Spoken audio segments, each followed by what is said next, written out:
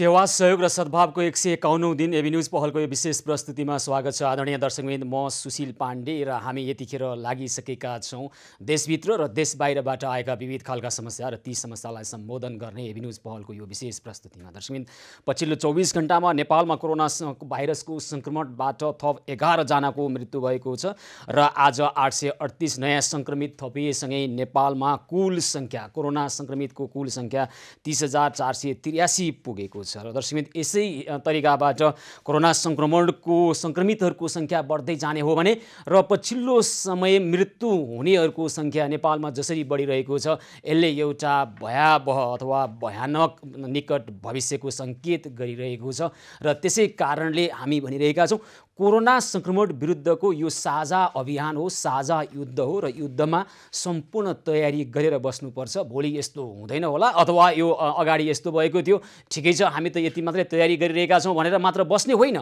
सबै क्षेत्रबाट जुनसुकै विकल्पको सदुपयोग गर्नका निमित्त यतिखेर सबै लाग्नुपर्छ र कोरोना संक्रमणको जोखिमलाई न्यूनीकरण गर्नका निमित्त भौतिक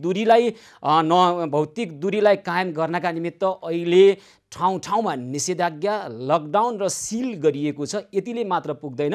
कोरोना संक्रमित भइसकेपछि बिरामी भएका व्यक्तिहरूलाई हुन त कोरोना संक्रमणलाई निको बनाउने कुनै औषधि अहिले पत्ता लागेको छैन। तैपनि विभिन्न खालका वैकल्पिक उपचार पद्धतिहरू, लक्षणको उपचार गर्ने विविध खालका पद्धतिहरू अन्तर्राष्ट्रिय स्तरमा पनि प्रयोगमा आइरहेका छन् र नेपालमा पनि त्यसको प्रयोग गर्नुपर्छ भनेर हामी भनिरहेका छौँ। र यसमा हाम्रा सहयोगी मनहरू, सहयोगी हातहरू, सम्बन्धित निकायले प्रभावकारी ढङ्गबाट काम गरिरहनु भएको छ र गर्नुहुनेछ भन्ने अपेक्षा छ। यसै सिलसिलामा, यसै सन्दर्भमा हामीले केही अगाडिदेखि कोरोना संक्रमितको लागि आपतकालीन स्थितिमा प्रयोग गर्न मिल्ने रेमडेसिभिर औषधिको बारेमा बारम्बार कुरा उठाइरहेका छौँ र यसै सिलसिलामा सरकारले 3वटा कम्पनीलाई, अन्तर्राष्ट्रिय कम्पनीबाट नेपालमा रेमडेसिभिर आयात गर्नको लागि अनुमति दिएको थियो केही दिन अगाडि। र आज एउटा सुखद खबर छ, त्यो मध्येको एउटा कम्पनी सिनर्जी कर्पोरेसनले रेमडेसिभिर औषधि काठमाडौँ ल्याइसकेको छ र सम्बन्धित अस्पतालमा उपलब्ध गराउन थालिसकेको छ।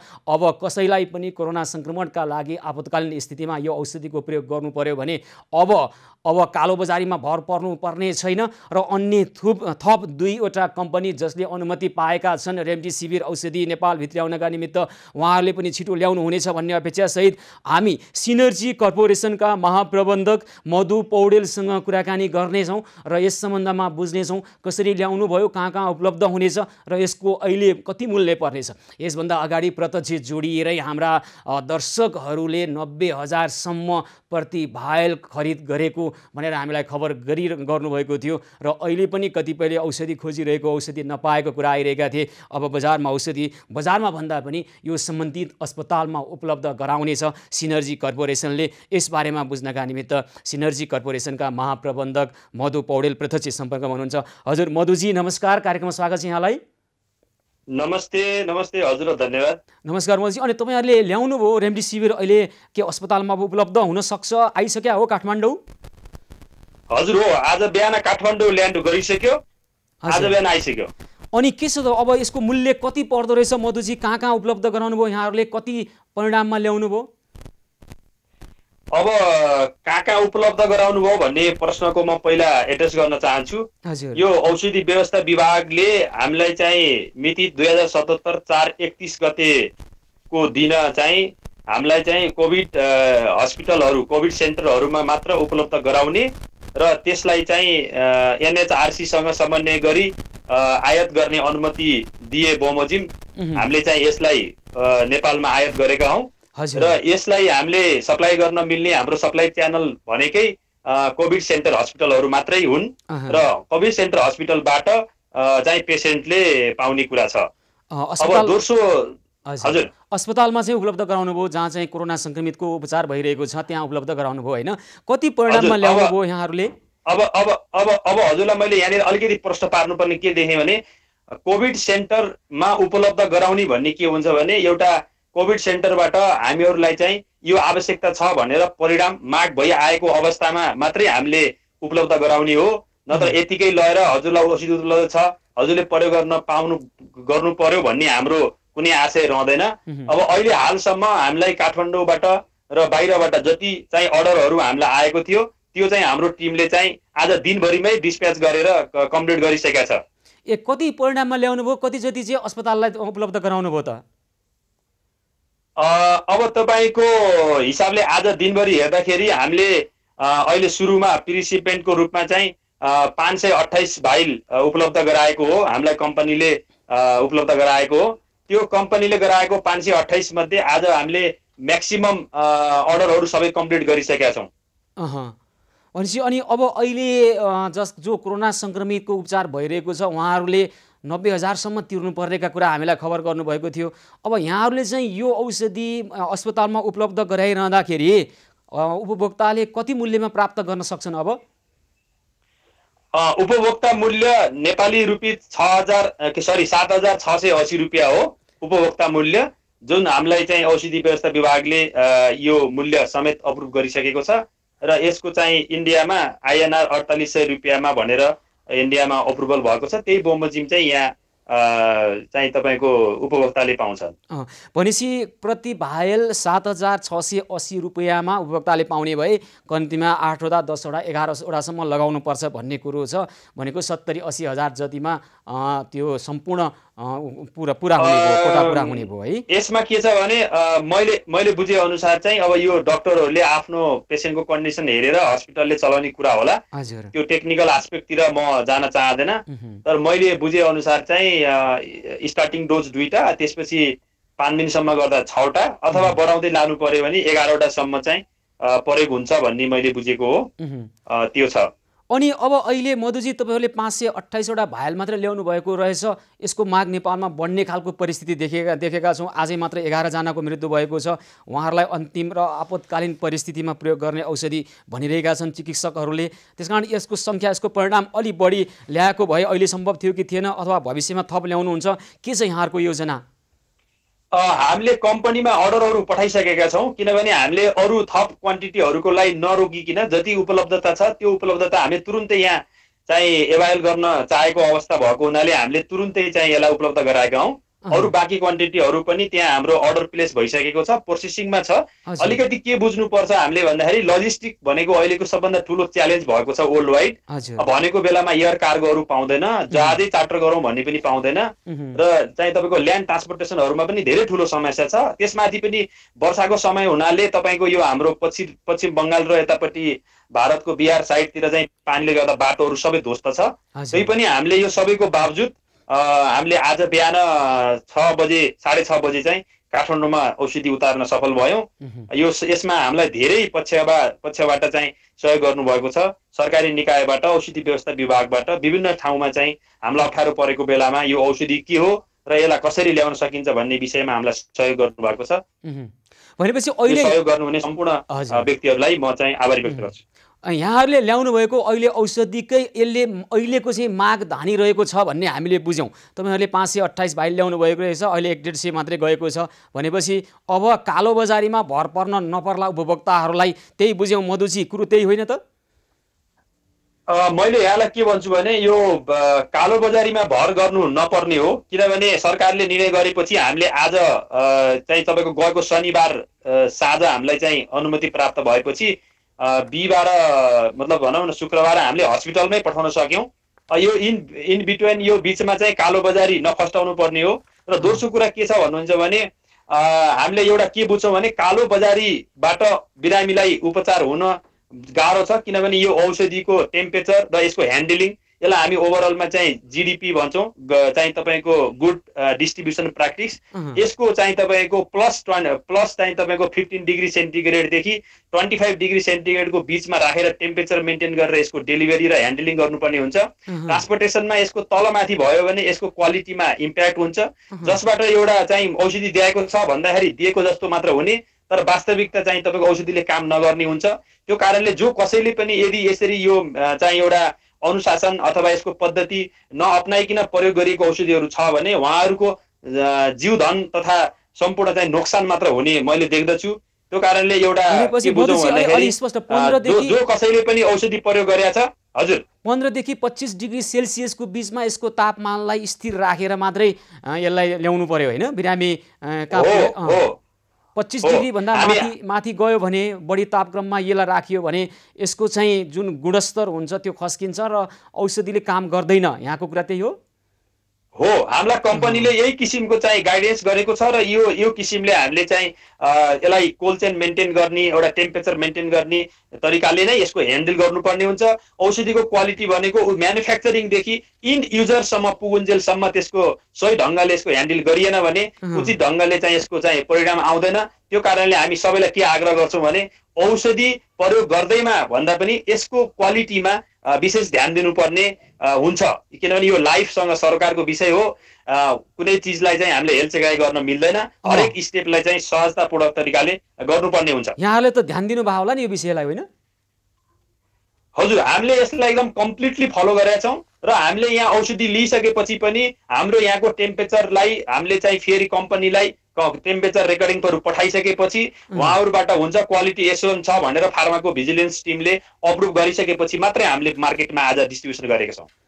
हुन्छ ल मधुजी, अब थप औषधि चाहिँ तपाईँहरूले कहिलेसम्म फेरि मगाउनुहुन्छ, किनभने यसको व्यवस्थापन भइरहेको अवस्था हामी हेर्न चाहिरहेका छौँ? हजुरलाई हामी के जानकारी गराउँ भने हामीले इमिडिएटली अर्डरहरू प्रोसेस गरिसकेका छौँ। लजिस्टिक एरेन्जमेन्ट हुँदा बित्तिकै नेक्स्ट सिपमेन्ट आइहाल्छ। हुन्छ ल, अब हुन त यो अन्तिम रामबाण होइन भन्नुहुन्छ डाक्टर साहबहरू, तैपनि एउटा वैकल्पिक उपचारको लागि रेमडेसिभिर इन्जेक्सनको प्रयोग हुने गरेको छ। सिनर्जी कर्पोरेसनले यतिखेर यो आपतकालीन स्थितिमा जसरी सदासेता र एउटा प्रभावकारी ढङ्गबाट सक्रियतापूर्वक छिटोभन्दा छिटो औषधि उपलब्ध गराउने वातावरण तयार गरेको छ। यसका निमित्त तपाईँ महाप्रबन्धकको रूपमा मधु पौडेल र सम्पूर्ण सिनर्जी कर्पोरेसनलाई धन्यवाद भन्छौँ र भविष्यमा पनि यस्तै खालका समस्या समाधानका पहलका निमित्त यहाँहरूको योगदानको जरुरी को आवश्यकता पर्न सक्छ। यसका निमित्त पनि शुभेच्छा व्यक्त गर्छौँ। मधुजी, यहाँलाई धन्यवाद छ है त। हस्, धन्यवाद हजुरलाई पनि। हस्, धेरै धेरै धन्यवाद छ। सिनर्जी कर्पोरेसनका महाप्रबन्धक मधु पौडेल अहिले हामीसँग कुराकानी गर्दै हुनुहुन्थ्यो। कोरोना सङ्क्रमण र सङ्क्रमितका निमित्त अन्तिम अवस्थामा अझै आपतकालीन स्थितिमा रेमडेसिभिर औषधि इन्जेक्सन प्रयोग गर्न सकिने र त्यो कार्यान्वयनमा आइसकेको छ। नेपालमा पनि कम्तीमा क्लिनिकल परीक्षणका निमित्त भने पनि र यतिखेर यो औषधिको अभाव भएका कारणले र औपचारिक ढङ्गबाट सरकारले यसलाई ल्याउने वातावरण तयार नगर्दा यस अगाडि कालोबजारीमा निर्भर हुनु परेको थियो आम उपभोक्ताहरू। तर अहिले सिनर्जी कर्पोरेसनले यो औषधि उपलब्ध गराएको छ। रु 7,680 रुपियाँमा उपभोक्ताले यसको प्रयोग गर्न पाउनुहुनेछ। यो खुल्ला बजारमा किन्न र खरिद गर्नु आवश्यक पनि छैन, पाइँदा पनि पाइँदैन। त्यतातिर भन्दा पनि जुन अस्पतालमा कोरोना सङ्क्रमितको उपचार भइरहेको छ, अस्पतालका डाक्टरहरूको सिफारिसमा यो औषधि अब सहज ढङ्गबाट उपलब्ध हुनेछ। यस अगाडि डाक्टरहरूले औषधि चाहियो भने बिरामीका कुराहरूलाई बाहिरबाट ल्याउन आग्रह गर्ने गर्थे भने अहिले यो औषधि सम्बन्धित अस्पतालले नै बिरामीका निमित्त उपलब्ध गर्ने व्यवस्था भएको छ र रु 7,680 रुपियाँमा प्रति भायल यो औषधि उपलब्ध अब हुनेछ र भइसकेको छ आजैबाट नेपालका अस्पतालहरूमा। र अब उपभोक्ताले कालो बजारीमा भर पर्नुपर्ने छैन र कालो बजारी मार्फत आएका औषधि काम पनि लाग्ने छैन, किनभने कम्तीमा यसलाई 15 देखि 25 डिग्री सेल्सियसको तापमानमा राखे मात्रै यसले काम गर्नेछ, अन्यथा यसले काम गर्ने छैन। लाखौँ खर्च गरेर उपचार गरे पनि यो औषधिको गुणस्तर निष्प्रभावी भइसकेका कारणले यसले उपचारमा प्रभावकारी ढङ्गबाट काम नहुने खालको कुरा पनि मधुजीले राख्नुभएको छ। र रेमडेसिभिर औषधि उपलब्ध भएको छ आदरणीय दर्शकबिन नेपालको बजारमा। त्यसै गरी प्लाज्मा थेरापी माध्यमबाट पनि काम गरेर हामी भनिरहेका छौँ कोरोना सङ्क्रमितको उपचारका लागि कुनै पनि वैकल्पिक उपचार पद्धति हामीले बाँकी राख्नुहुन्न, सबैको सही ढङ्गबाट प्रयोग गर्ने अवस्थाको सिर्जना गर्नुपर्नेछ। र यसका लागि निजी अस्पतालहरूले पनि प्रभावकारी ढङ्गबाट अहिले राज्य, राष्ट्र र सबैलाई, जनतालाई योगदान गर्नुपर्ने अहिलेको आवश्यकता छ। तर निजी अस्पतालहरूले आजै एउटा विज्ञप्ति निकालेर निजी अस्पतालहरूको छाता सङ्गठन association of private health institute of Nepal APHIN र नेपाल मेडिकल एसोसिएसन एनएमएले साझा विज्ञप्ति निकालेर आज सरकारले आफूहरूलाई अपमानित हुने ढङ्गबाट निजी अस्पताललाई व्यवहार गरेको, चिकित्सकहरूको मनोबल घटाउने व्यवहार गरेको र यस्तो व्यवहारलाई तत्काल बन्द गरी सम्मानजनक रूपमा औपचारिक वार्ता गर्ने वातावरण तयार गरोस् भनी नेपाल सरकारलाई जानकारी गराउने निर्णय गरियो लगायतका 4वटा बुँदा को एउटा प्रेस विज्ञप्ति भनेर जारी गरेको छ र यो खालको परिस्थिति किन सिर्जना भयो हामी भनिरहेका छौँ। निजी अस्पताल, निजी होस् वा सरकारी, सामुदायिक होस् वा अन्य केही खालको अस्पताल, सबै मिलेर हामीभित्र भएका समस्याहरूलाई थाँती राख्दै यसलाई तपसिलको विषय बनाएर सबैभन्दा महत्त्वपूर्ण कुरो भनेको यो महामारी विरुद्धको युद्धमा तपाईँ हामी सबै लाग्नुपर्छ र एकअर्कालाई सहयोग गरेर भरथेक गरेर टेवा साथ र माया ममता बाँडेर, महत्त्वपूर्ण कुरो मानवता बाँडेर भनिरहेका छौँ। महामारी ठुलो विषय होइन मानव सभ्यताको लागि। जब मानवता मर्दछ त्यो सबैभन्दा विवश रूपमा आउनेछ। त्यसकारण हामी यस्तो खालको परिस्थिति किन आयो हामी यसै विषयमा बुझ्ने प्रयास गरिरहेका छौँ। निजी अस्पतालको छाता सङ्गठन association of private health institute of Nepal APHIN र नेपाल मेडिकल एसोसिएसन एनएमएले किन यस्तो खालको अपमानित भएको महसुस गर्यो त? हामी स्वास्थ्य तथा जनसङ्ख्या मन्त्रालयका प्रवक्ता प्राध्यापक डाक्टर जागेश्वर गौतमलाई यस्तो खालको विज्ञप्ति आउनुको कारण के हो, सरकारसँगको उहाँहरूको बीचको अवस्था किन यस्तो खालको अवस्थामा रूपान्तरण भयो हामी सोध्ने प्रयास गरिरहेका छौँ। यसभन्दा अगाडि दुवै पक्षलाई हामीले प्रत्यक्ष टेलिभिजनमै ल्याएर समन्वय गराएका थियौँ र अफिनले पनि छिटोभन्दा छिटो कोरोना सङ्क्रमणको निमित्त छुट्टै सङ्केन्द्रित अस्पताल निर्माण गर्ने अथवा प्रत्येक निजी अस्पतालमा 20% शय्याको कोरोना सङ्क्रमितको लागि व्यवस्थापन गर्ने भन्ने विषयमा प्रस्तावमा छलफल भइरहेको थियो। तर आज यसरी विज्ञप्ति आएको छ, यसका बारेमा हामी स्पष्ट हुन चाहिरहेका छौँ, हाम्रा दर्शकहरूलाई स्पष्ट हुन पार्न चाहिरहेका छौँ र यसबारेमा कुराकानी गर्न स्वास्थ्य तथा जनसङ्ख्या मन्त्रालयका प्रवक्ता प्राध्यापक डाक्टर जागेश्वर गौतम प्रत्यक्ष सम्पर्कमा आउनुभएको छ। हामी उहाँलाई स्वागत गर्छौँ। हजुर डाक्टर गौतम नमस्कार, कार्यक्रममा स्वागत छ यहाँलाई। धन्यवाद छ। अस्ति हामीले कुराकानी गऱ्यौँ, धेरै ठाउँबाट राम्रै प्रतिक्रिया आयो। यहाँले जुन खालको पहल लिनुभयो निजी अस्पताल अथवा चिकित्सकहरूसँग होइन, र अब आज फेरि एउटा विज्ञप्ति हाम्रो हातमा परेको छ। नेपाल मेडिकल एसोसिएसनका डाक्टर लोचन कार्की अध्यक्ष र त्यसै गरी अफिन नेपालका अध्यक्ष वसन्त कुमार चौधरीले हस्ताक्षर गरेर 3 नम्बर बुँदामा विशेष गरी नेपाल सरकारले अपमानित हुने ढङ्गबाट निजी अस्पताललाई व्यवहार गरेको गुनासो उहाँहरूले गर्नुभएको छ। डाक्टर गौतम किन यो खालको परिस्थिति आयो? अब हेर्नुहोस्, अस्ति कुरा गर्दाखेरि उहाँहरू त्यति बेला चाहिँ तपाईँसँग त वचनबद्धै हुनुहुन्थ्यो। हजुर। हिजो चाहिँ उहाँहरू टाइम नलिकनै आउनु भएको थियो होइन। अध्यक्ष त आउनु भएको छैन, अरू पदाधिकारीहरू आउनु भएको थियो, उपाध्यक्ष अनि महासचिव अनि अरू पनि साथीहरू हुनुहुन्थ्यो। हजुर। टाइम नलिई आउनु भएको भएर होइन डाक्टर गौतमले हामीलाई पनि 10 देखि 3 मिटिङ थियो। 10 देखि 3 बजेसम्म कुनै पनि बेला आउनु सक्नुहुन्छ भन्नुभएको थियो प्रत्यक्ष डाक्टर साहबले फेरि।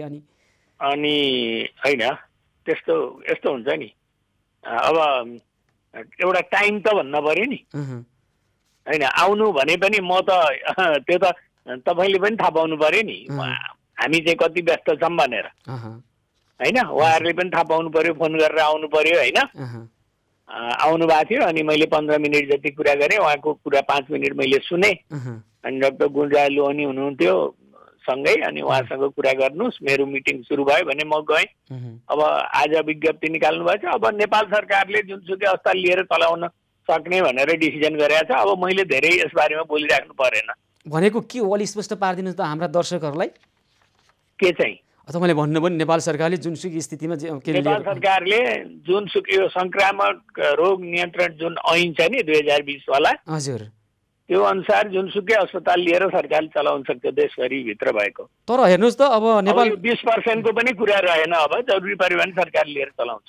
अनि नेपाल मेडिकल एसोसिएसन जुन चाहिँ डाक्टरहरूको होइन, डाक्टर लोचन कार्की अध्यक्ष हुनुहुन्छ, उहाँहरूले चिकित्सकहरूको मनोबल घटाउने व्यवहार भयो, यो तत्काल बन्द गर्नु पर्यो, सम्मानजनक रूपमा औपचारिक वार्ता गर्ने वातावरण तयार गर्नु पर्यो भन्नुभएको छ उहाँहरूले। त्यो केमा भएको आएर मन्त्रालयमा कुरा गर्नु पर्यो नि त। मन्त्रालयको एउटा समितिमा उहाँ लोचन कार्की डाक्टर साहब आफै हुनुहुन्छ। हजुर। त्यहाँ चाहिँ काउन्सिलको अध्यक्ष हुनुहुन्छ डाक्टर भगवान कोइराला, वसन्त चौधरीजी हुनुहुन्छ एफएनबाट, हजुर, डाक्टर लोचन कार्की हुनुहुन्छ एनएमएबाट, अनि चाहिँ मनराई हुनुहुन्छ नर्सिङ एसोसिएसनबाट, हजुर, सचिवज्यू हुनुहुन्छ। एउटा कमिटी छ मन्त्रालयमा, हामीभन्दा अलि माथिको हाई लेभलको कमिटी, त्यसमा उहाँहरू नि मेम्बर हुनुहुन्छ। उहाँहरूले छलफल गर्दा भइहाल्छ नि। हो त्यही त हुन्छ। तर हामीलाई चाहिँ आम दर्शकहरूलाई चाहिँ तपाईँहरूको यो प्राविधिक विषय, तपाईँ व्यस्त हुनुहुन्छ, हामीलाई थाहा छ, समय लिएर आयो कि आएन, यो प्राविधिक विषय त्यति रुचिको विषय होइन। हामीलाई त परिणाम चाहिएको छ। जनतालाई त निजी क्षेत्र सरकार सबै मिलेर यतिखेर यहाँभित्र भएका समस्यालाई अहिले थाती राखौँ, नजाउँ, यी तपसिलका विषय हुन्, कसले के गर्यो, कसले अपमान गर्यो, कसले सम्मान गर्योतिर नजाउँ, सबै मिलेर अहिले यो महामारीको विरुद्धको युद्धमा ऐक्यबद्धता जनाउँ भन्ने चाहिँ हाम्रो आग्रह हो। हाम्रो दर्शकलाई पनि चासोको विषय यति मात्रै हो डाक्टर साहब, त्यो वातावरण तयार गर्नको लागि चाहिँ कसले के गर्नुपर्छ यहाँहरूले गर्नु पर्यो।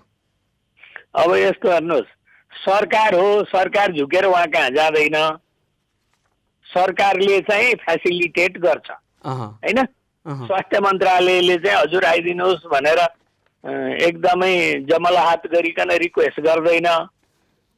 उहाँहरूलाई चाहिँ आउनुहोस्, तपाईँहरूलाई के कुरामा मर्का परेको हो हामी फेसिलिटेट गर्छौँ भनेर भन्छ। राज्यले चाहिँ धेरै कमजोर प्रदर्शन चाहिँ राज्यले गर्दैन। तर एउटा कुरा के थाहा पाउनु पर्यो भनेदेखि यो डाक्टर जागेश्वर गौतमसँगको हामी प्रत्यक्ष कुराकानी अहिले अवरुद्ध भएको छ। हामी पुनः जोडिएर कुराकानी गर्ने प्रयास गरिरहेका छौँ।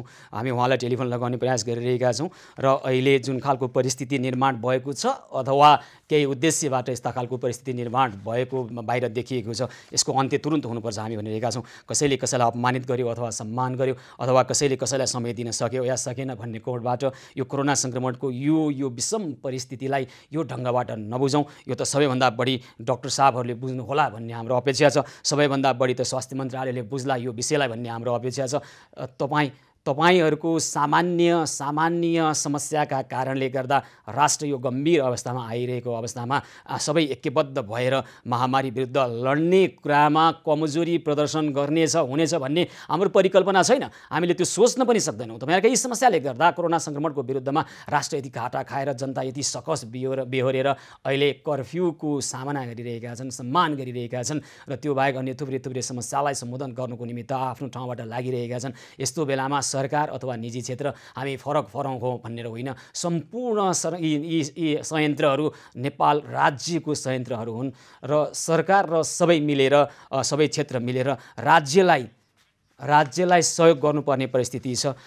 प्राध्यापक डाक्टर जागेश्वर गौतमसँग टेलिफोन लाग्न सकिरहेको छैन। उहाँको मोबाइल अहिले सायद ब्याट्री सकिएर कुरै गर्न नसक्ने खालको परिस्थिति सिर्जना भएको छ भन्ने खबर मैले प्राप्त गरेको छु। दिनभरि व्यस्त हुनुहुन्छ र लगभग उहाँको कुरा बुझिसकेका छौँ। हामीले हाम्रो तर्फबाट गर्नुपर्ने काम हामी गर्छौँ भन्नुभएको छ। त्यसैगरी निजी क्षेत्रलाई हामी एउटा आग्रह गरिरहेका छौँ। हो ल मानिलिउँ तपाईँहरू सही हुनुहुन्छ र सरकारले तपाईँहरूलाई अपमान गर्यो, तर भयो के त? तपाईहरु स्पष्ट भन्नुहोस्, जोसुकैले जेसुकै अपमान अथवा सम्मान जे गरे पनि यी सम्पूर्ण विषयलाई बिर्सेर राष्ट्रका लागि हामी योगदान गर्छौँ भन्ने खालको विज्ञप्ति निकाल्नुहोस् न। त्यसरी अगाडि बढ्नुहोस्, एउटा सदाशयता देखाउनुहोस्। यी समस्यामा पछि जनताले मूल्याङ्कन गरिरहेका छन्, कसले के गर्यो यो विषम परिस्थितिमा हिसाब किताब गर्नेछन् र तपाईँहरूको मूल्याङ्कन जनताले गरिरहेका छन्। सार्वभौमसत्ता सम्पन्न जनतालाई सेवा गर्ने मौका पाउनु भएको छ। त्यसकारण यी विषयलाई महत्त्वपूर्ण कुरा नबनाऊ, यी विषयलाई प्राथमिक कुरा नबनाऊ, यी विषयलाई तफसिलमा राखौँ। कसैले हामीलाई अपमान गरे पनि जे गरे पनि राष्ट्रको लागि योगदान गर्नको लागि यी विषयलाई तफसिलमा राखेर हामी अगाडि बढ्यौँ र हामी यसो गर्छौँ भन्ने प्रस्ताव आओस्। डाक्टर साहबहरूको साझा संस्थाको आओस्, त्यसैगरी निजी अस्पतालहरूको छाता सङ्गठनको आओस्। नेपाली जनताको आग्रह चाहिँ यतिखेर यही नै हो। तपाईँहरूको मान सम्मान, तपाईँहरूको हेला होचोको विषयमा नेपाली जनतालाई रुचि पनि छैन, त्यता लाग्नु पनि छैन हामीलाई। र यस्ता तपाईँहरूका प्राविधिक विषय अनि लिने दिने अनि फाइदा बेफाइदा हिजो के भएको थियो अझ के छ, यस्ता कुरालाई न हाम्रा दर्शकलाई रुचि छ न हामीलाई रुचि छ। यो विषयमा हामी प्रवेश पनि गर्न चाहँदैनौँ। यतिखेर भोलि हिसाब किताब गर्दै गरौँला कसले विषम परिस्थितिमा कुन खालको भूमिका खेलेको थियो, इतिहासमा त्यो लिपिबद्ध हुनेछ र त्यसको विषयमा पछि मूल्याङ्कन गर्दै गरौँला। यतिखेर आफ्नो ठाउँबाट झुक्ने हो कि सुत्ने हो, नमस्कार गर्ने हो कि जदौ गर्ने हो, के गर्ने हो गरौँ। झुक्दैनौँ हामी, यता लाग्दैनौँ उता लाग्दैनौँ भन्ने खालको परिस्थिति र त्यो खालको कुरा भन्दा पनि सबैले सबैलाई सम्मान गरेर योगदान गरौँ राष्ट्र र जनताका लागि यो विषम परिस्थितिमा हामी भनिरहेका छौँ। र गर्नुहुन्न भने त्यसको उपाय पनि छ हामीसँग। तपाईँहरू जसले अहिले राष्ट्रलाई यो विषम परिस्थितिमा योगदान गर्नुहुन्न र आफ्नो स्वार्थको मात्रै कुरा गर्नुहुन्छ भने त्यसको उपाय हामीसँग छन्। ती उपाय अवलम्बन गर्नु नपरोस् यतिखेर हामी भनिरहेका छौँ। सदाशयतापूर्वक काम गरौँ, काम लियौँ, योगदान गरौँ, मानवता बाँडौँ र सद्भाव र सदाशय महाशयता व्यक्त गरौँ। हाम्रो अभियानको अहिलेको उद्देश्य र मर्म पनि यही हो र यदि तपाईहरू यो हदसम्म विषम परिस्थितिमा पनि आफ्नै स्वार्थ र आफ्नै कुरो मात्र गरिरहनुहुन्छ भने हामीले अर्को खालको पद्धतिको हाम्रा दर्शकहरूको साथ लिएर आम नेपाली जनताको साथ लिएर त्यसो गर्नु नपरोस्। हामी यसलाई खबरदारी भनेर बुझ्नु भए पनि हुन्छ, चेतावनी भनेर बुझ्नु भए पनि हुन्छ। तपाईहरूले राष्ट्र र जनताको लागि योगदान गर्नुपर्ने ठाउँमा अन्य विषयहरूलाई घुसाएर यसलाई कमजोर बनाउन थाल्नुभयो भने हामी फरक ढङ्गबाट प्रस्तुत हुन नपरोस्। हामीले खबरदारी गरिरहेका छौँ, हामीले चेतावनी गरिरहेका छौँ। सम्पूर्ण कुरा बिर्स्यौँ, एउटै कुरा सम्झौँ, मानवता मर्न नदिउँ, आफ्नो ठाउँबाट गर्न सक्ने योगदानलाई सकेसम्म प्रयोग गरौँ, मात्र यति गरौँ यो परिस्थितिमा, यो स्थितिमा। नत्र अब आउँदो भयावह स्थितिले तपाईँहरूका अपमान भन्दा पनि तपाईँहरूका भौतिक शरीर, तपाईँ हाम्रा भौतिक अवस्थाले के हुने हो भन्ने परिस्थितिमा यो खालको प्रस्तुति र रवैयालाई प्रस्तुत नगरौँ। दर्शकबिन, हामी छौँ सेवा सहयोग र सद्भावको 151औं दिनमा र देशभित्र र देशबाहिर आएका विभिन्न समस्यालाई सम्बोधन गर्ने पहलमा लागिरहेका छौँ। अब हामी प्लाज्मा बैंकको स्थापनाको हाम्रो अभियान कहाँ पुग्यो, के गर्न सकिन्छ, कसले कसरी योगदान गर्न सकिन्छ, हामी यसमा कुराकानी गर्नेछौँ। र त्यसभन्दा पछाडि होम आइसोलेसनमा बसिरहेकाहरूलाई होम हस्पिटलको अवधारणा अन्तर्गत हामीले के गर्न सक्छौँ भन्ने विषयमा पनि हामी कुराकानी गर्नेछौँ। सेवा सहयोग र सद्भावको 151औं दिन एबी न्युज पहल निरन्तर जारी रहनेछ। हामीसँगै रहनुहोला।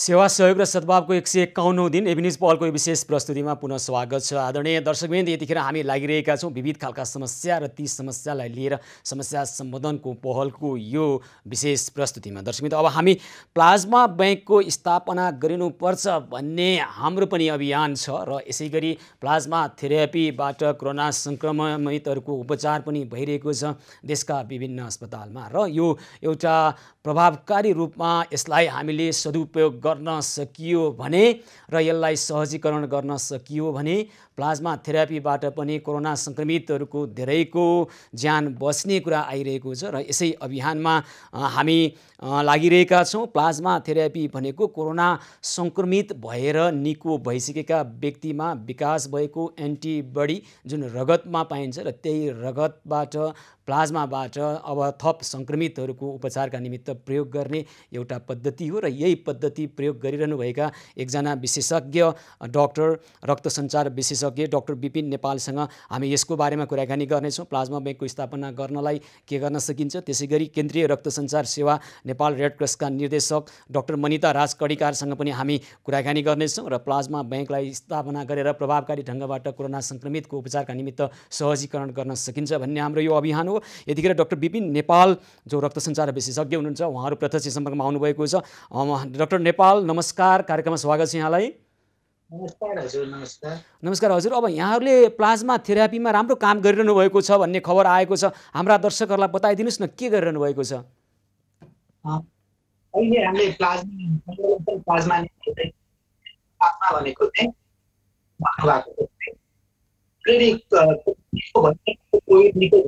बिरामीको कस्तो हुन्छ भने एन्टिबडीजहरू डेभलप हुन्छ, रोगसँग लड्ने क्षमता डेभलप हुन्छ। त्यो एन्टिबडीजलाई निकालेर प्लाज्मामा हुन्छ जुन एन्टिबडीज, त्यसलाई निकालेर अर्को जुन क्रिटिकल्ली इल दिनुलाई नै प्लाज्मा थेरापी भनिन्छ। त्यही हामी अहिले काम गर्दैछौँ। अनि यहाँहरूले अहिलेसम्म कति बिरामीको यसरी उपचार गर्नुभयो, अहिलेको अवस्था के हो, प्लाज्मा थेरापीको उपचारको अहिलेको नेपालमा स्थिति के हो? अहिलेसम्म भर्खर यो क्लिनिकल ट्रायलकै विषय हो। अहिले भर्खर सुरु भएको छ, 8-10 दिन भयो यसको सुरुवात गर्न थालेको। हामीले प्रोटोकल बनाएर प्रपोजल सुरु गरेको चाहिँ हामीले 2 महिना अगाडिदेखि नै हो। अब त्यसको स्वास्थ्य अनुसन्धान परिषद र हामी मिलेर एउटा प्रोटोकल बनायौँ, त्यही अनुसार काम गर्दैछौँ। त्यो चाहिँ अहिलेको हालसालको स्थितिमा 12-15 जना पेसेन्टको लागि भयो। अब त्यसको रिजल्टहरू आउनलाई त केही समय लाग्छ, अनुसन्धानले नै देखाउँछ। अहिले 12-15 वटा बिरामीको निमित्त तपाईँहरू यो प्रयोग गरिरहनु भएको छ यो क्लिनिकल परीक्षणका लागि? हजुर। र अब हामीले पनि यहाँहरूले पनि एउटा विषय हामीले हिजो डाक्टर अञ्जनी कुमार झासँग पनि कुराकानी गऱ्यौँ, प्रत्यक्ष जोडिएर उहाँले तपाईँको नाम पनि लिइरहनु भएको थियो डाक्टर विपिन नेपालजी। अब के गर्न सक्छौँ त हामीले? अब अहिले निको भएर कोरोना सङ्क्रमणबाट निको भएर घर जानुभएका व्यक्तिहरूको रगतको प्रयोग गर्नलाई यसको सहजीकरण गर्नका निमित्त प्लाज्मा बैंकको स्थापना गर्न सक्छौँ भन्ने अवधारणा पनि आइरहेको छ। यसको सम्भावना र यसका लागि के गर्नु पर्ला जस्तो लाग्छ यहाँलाई? प्लाज्मा ब्याङ्कको अवधारणा त एकदम राम्रो हो होइन। अब त्यो फाइदा पनि धेरै हुन्छ। पहिले चाहिँ कस्तो थियो त पनि कसैले माग्नु भयो, कोही डाक्टरले माग्नु भयो, तब मात्र हामीले डोनरहरूलाई खोजेर दियौँ। त्यसमा चाहिँ 1 दिन लाग्छ होइन, 12 घन्टासम्म लाग्छ। डोनरहरूले स्थिति आउँदैन। अब प्लाज्मा ब्याङ्कको अवधारणामा चाहिँ कस्तो हुन्छ भने अलरेडी निको भइसकेको बिरामीको निकालेर रगत निकालेर प्लाज्मा ब्याङ्कमा राखिन्छ। त्यो चाहिँ प्लान हुन्छ भने 1 वर्षसम्म चाहिँ काम लाग्छ। त्यही भएर त्यस अप्ठ्यारो छैन। 1 वर्षसम्म काम लाग्ने प्लाज्मालाई निकालेर राख्दा जहिले बिरामीलाई चाहिन्छ त्यही समयमा, उपयुक्त समयमा हामीले 1 देखि 2 घन्टाभित्रमा उपलब्ध गराउन सक्यौँ भने होइन, त्यसले देखाउन सक्छ। त्यही भएर प्लाज्मा ब्याङ्कको अवधारणा त एकदम राम्रो हो। तर हाम्रो अहिले मेरो नलेजमा चाहिँ कस्तो छ भने डोनरहरूलाई खोज्ने, फोन गर्ने होइन, एनएचआर कोअर्डिनेट गर्ने सबै गर्दाखेरि चाहिँ टाइम कन्ज्युमिङ भइरहेको छ। अनि अर्को डोनरहरूलाई खोज्नलाई पनि डोनरहरू पनि नमान्ने स्थिति छ अहिलेको। लकडाउनको स्थिति छ, कहाँबाट आउने, हस्पिटलमा आएर कहिले दिने हो, त्यसलाई चाहिँ अझ सहजीकरण गर्नलाई चाहिँ एउटा कोअर्डिनेटर राखेर होइन, ल्याउने लग्ने व्यवस्था गरिदिएर बिरामीलाई त्यो कुनै अब जस्तै केन्द्रीय रक्त सञ्चार हुन्छ कि ग्रान्डी सुलभ अस्पतालमा गएर प्लाज्मा ब्याङ्कको चाहिँ हामी गर्न सक्छौँ। डाक्टर नेपाल, एउटा कुरा, हामीसँग अहिले थुप्रै कोरोना सङ्क्रमितहरू जो होम आइसोलेसनमा बसिरहनु भएको छ, जो अहिले अस्पतालहरूमा आइसोलेसनमा बसिरहनु भएको छ र उहाँहरू निको हुँदै हुनुहुन्छ, उहाँहरू हाम्रो सम्पर्कमा आउनुभएको छ। निको हुँदै गर्दाखेरि म रगत दान गरेर जान्छु भन्नेहरू पनि हुनुहुन्छ होइन। अब अहिले तपाईँले अघि भन्नुभएको अहिले लकडाउन यो निषेधाज्ञाको कारणले घर गइसकेका बिरामीलाई फेरि रक्तदान गरेर आउनको लागि अप्ठ्यारो पर्या होला। अहिले त्यो खालको अवधारणा बनाइहाल्नु न। अहिले जो उपचार गरेर निको हुँदै घर जाने परिस्थितिमा हुनुहुन्छ, उहाँहरूको रगत लिएर उहाँहरूले दान गरेर घर पठाउने व्यवस्था गर्न थाल्यौँ भने यो अवधारणालाई अलिकता अझै प्रभावकारी बनाउन सकिन्थ्यो कि? एकदम धेरै सकिन्थ्यो। तर अब अहिलेको अवस्थामा होइन, ग्रान्डी अस्पतालले मात्र मैले यहाँ मात्र सुरु भइरहेछ होइन। अब जस्तै टिचिङ हस्पिटलमा 2टा सुरु भयो अस्ति, 2चोटि। अब यस्तै गरेर केन्द्रीय रक्त सञ्चार या अरू कतै ठाउँमा भयो भने जहाँ सर्वसुलभ ठाउँमा छ डोनर गएर किन्छ। र त्यसको लागि 2-4वटा कुरा छ होइन, प्रोटोकलहरू हुन्छ। डोनर कस्तो खालको डोनर खोज्ने भन्दाखेरि जस्तै पोजिटिभ भएर या 29 हुनु पर्यो या नेगेटिभ पिसिआर नेगेटिभ भएर सिम्टम्स फ्री, सिम्टम्स नभएको 14 दिन हुनु पर्यो। त्यस्तो डोनर गर्दाखेरि होइन, अब अहिलेको अवस्थामा ग्रान्डी अस्पताल, टिचिङ अस्पतालमा यहाँ गएर सम्पर्क गर्न सकिन्छ। हामीसँग त्यति सुविधा छ कि हामी 2000वटा प्लाज्मासम्म राख्ने हाम्रो क्यापेसिटी छ अहिले एउटा। हजुर, मलाई अलि स्पष्ट भनिदिनुहोस् त हाम्रा दर्शकहरूको लागि। जस्तै कोरोना पोजिटिभ भएर नेगेटिभ आइसकेपछि, नेगेटिभ आएको 14 दिनपछि मात्रै त्यो प्लाज्माको प्रयोग गर्न सकिने हो? म भन्छु है, कस्तो हुन्छ भने कोभिड पिसिआर पोजिटिभ देखियो, यसको के गरे नेगेटिभ गरेको छैन भने, नेगेटिभ टेस्ट भएको छैन भने 29 दिनपछि है ले चाहिँ कस्तो गर्नुपर्छ भने एकचोटि पोजिटिभ आएपछि नेगेटिभ टेस्ट त आउनै पर्छ, त्यसपछि मात्र डिस्चार्ज हुन्छ या केही हुन्छ होइन। अब नेगेटिभ आएको सिम्टम्स नभएको 14 दिनपछि भन्दाखेरि हामीले यसरी बुझ्दा हुन्छ 14 दिन चाहिँ सिम्टम्स भएको, पिसिआर भएको, पोजिटिभ भएको पिरियड, अर्को 14 दिन चाहिँ पिरियड। त्यसले गर्दा लगभग 28-29 दिनमा चाहिँ हामीले दान दिन सक्छ। अब त्यो पनि कहिलेसम्म दान दिन सक्ने भन्ने अहिलेसम्म त्यस्तो प्रोटोकल त देखिएको छैन। तर बाहिर विश्वभरमा गरेको प्रोटोकल अनुसार चाहिँ 45-50 दिनसम्मको 30 दिनदेखि लिएर 50 दिनसम्मकोमा चाहिँ राम्रो एन्टिबडिज हुन्छ, जसले गर्दा चाहिँ अर्को बिरामीलाई गर्दाखेरि चाहिँ सुधार हुन सक्छ। तर 50 दिन भन्दाखेरि 50 दिनै पर्दैन, 60 दिनै भए पनि हुन्छ, 70 दिनै भए पनि हुन्छ, तर जति सक्दो छिटो।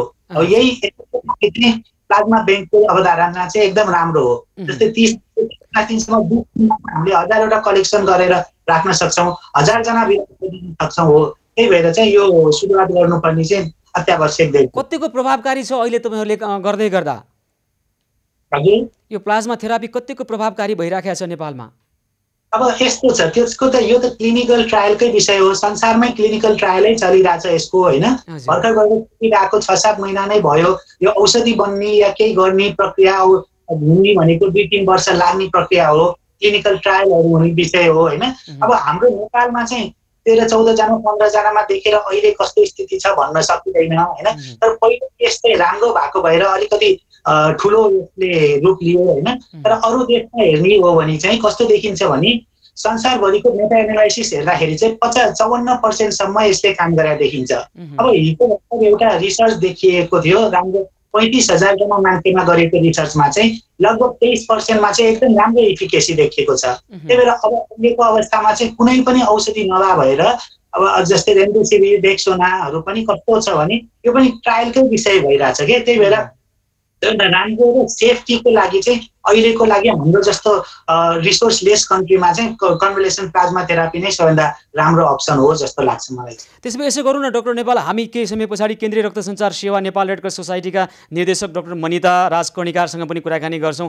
अहिले रक्त सञ्चार सेवाले के गर्न सक्छ यो बारेमा उहाँसँग कुराकानी गर्छौँ। तपाईँहरू पनि लागिरहनु भएको छ। तपाईँ हामी सबै मिलेर हामी चाहिँ कम्तीमा यो अभियानमा चाहिँ जो अहिले कोरोना सङ्क्रमित भएर निको भएर घर जानुभएको छ उहाँहरूलाई फेरि सम्पर्कमा ल्याउनको लागि पहल गर्न सक्छौँ। र तपाईँहरू हामी सबै मिलेर नेपाल रेड क्रस सोसाइटीसँग पनि हामी कुराकानी गर्छौँ, रक्त सञ्चार सेवासँग पनि यो प्लाज्मा ब्याङ्कको अवधारणालाई मूर्त रूप ल्याएरै छाडौँ है त डाक्टर नेपाल। हजुर हुन्छ हुन्छ।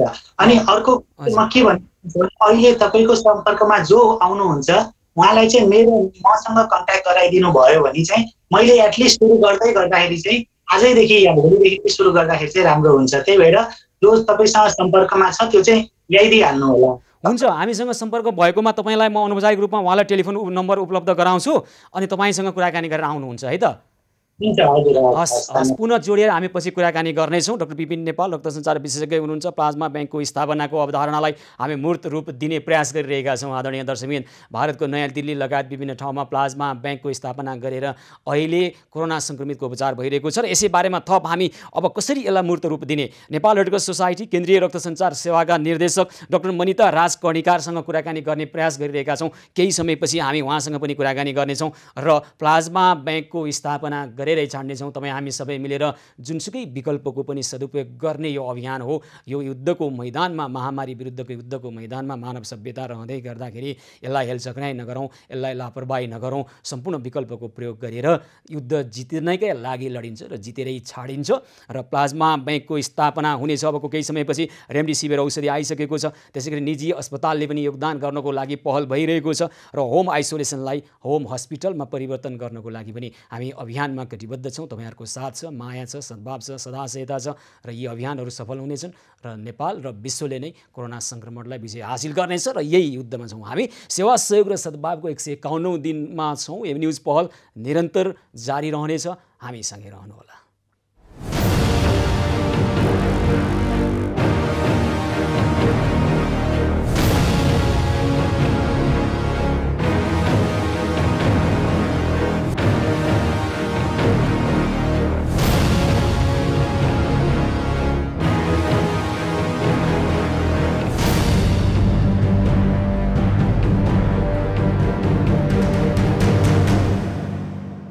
समन्वय भइरहेको छ। अब नेपाल रेड क्रस सोसाइटीले चाहिँ यसमा गर्न सक्ने योगदानको विषय के हुन सक्छ मनिताजी?